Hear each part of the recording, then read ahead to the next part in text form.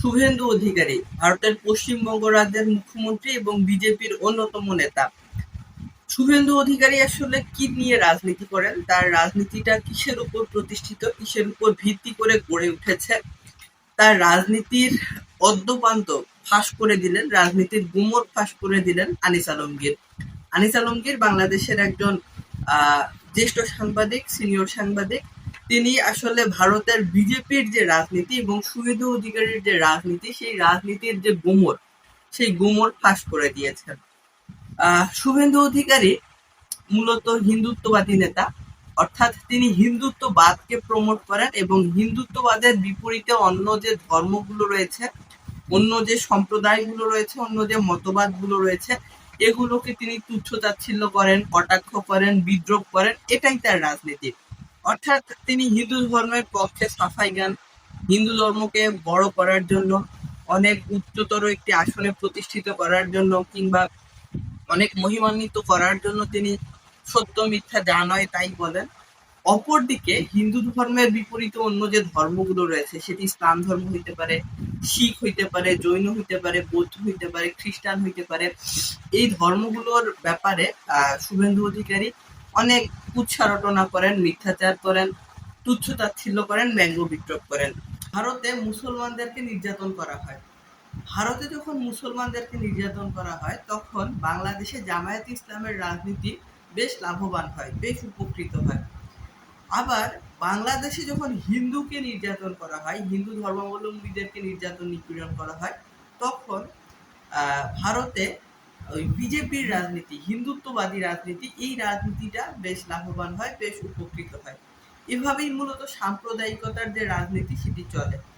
শুভেন্দু অধিকারী ভারতের পশ্চিমবঙ্গ রাজ্যের মুখ্যমন্ত্রী নির্বাচিত হওয়ার পরে তিনি মুসলমানদের উপরে যেভাবে নিবর্তনমূলক বিভিন্ন বিধান বা আইন চাপিয়ে দিচ্ছেন, যেগুলো কোনোভাবেই মানে কিছুতেই আসলে গ্রহণযোগ্য না, মেনে নেওয়ার মতো না।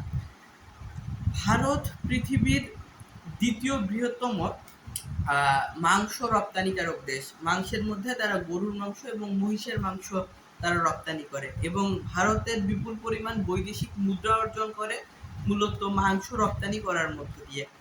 অথচ শুভেন্দু অধিকারী মুখ্যমন্ত্রী হওয়ার পরে, কিংবা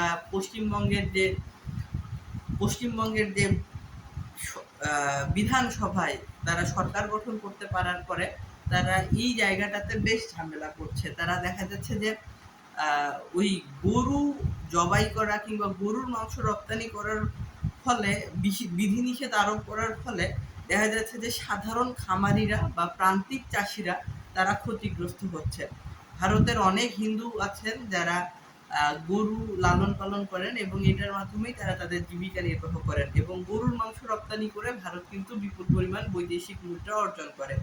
অথচ দেখা যাচ্ছে যে শুভেন্দু অধিকারী যে কড়াকড়ি করেছেন, যার ফলে কি হচ্ছে, কর্পোরেট যে হাউসগুলো আছে তারা অনেক অল্প দামে, অনেক সস্তা মূল্যে, খুব চোরাইভাবে এই গরুগুলো ওই হিন্দু খামারিদের কাছ থেকে বা প্রান্তিক জনগোষ্ঠীর কাছ থেকে তারা সংগ্রহ করতে পারবে এবং তারা সেগুলো চড়া মূল্যে বিদেশে বিক্রি করতে পারবে। এর ফলে কি হবে, ভারতের যে সাধারণ হিন্দুরা আছে, সাধারণ গৃহস্থরা আছে, যারা খামারি আছে, যারা ঘরে গৃহপালিত পশু হিসেবে গরু লালন পালন করে, তারা দিন শেষে ক্ষতিগ্রস্ত হবে। এবং উস্কানিমূলক কথাবার্তা বলার মধ্য দিয়ে একটি জনপদকে আসলে বিভক্ত করা হবে, দুটি সম্প্রদায়ের মধ্যে বিভক্তিকে উস্কে দেওয়া হবে এবং একটি অরাজকতা, নৈরাজ্য এবং বিশৃঙ্খলা তৈরি করা হবে।